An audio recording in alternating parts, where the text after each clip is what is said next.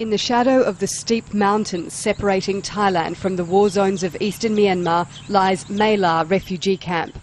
Thousands of people have sheltered here for over 20 years, waiting to be resettled or to return home. It looks like a model refugee camp, but behind the scenes a system of bribery and corruption is exploiting the refugees for profit. Officials inside the camp and out take money in exchange for places on food and resettlement lists.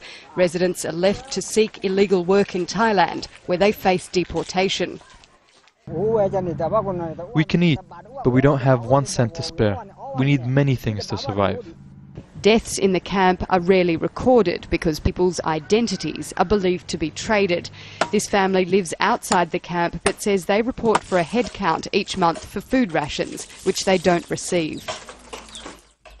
I go back to the camp around twice each month, hoping to receive food.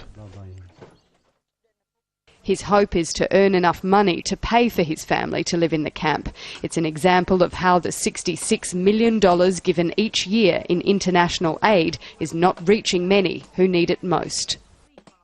People inside the camps receive an average of $400 each in Western aid per year. Just across the border in Myanmar, a country under heavy sanctions where internally displaced people live in much worse conditions, they receive an average of $3 each per year.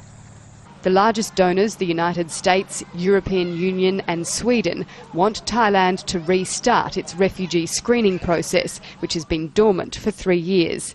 Our objective is to extend funding for these kinds of projects that provide people with skills, not only agriculture skills, but also computer, in services, so they can break out of dependence on food and be entries in the labour market here in Thailand or when conditions improve back in Myanmar.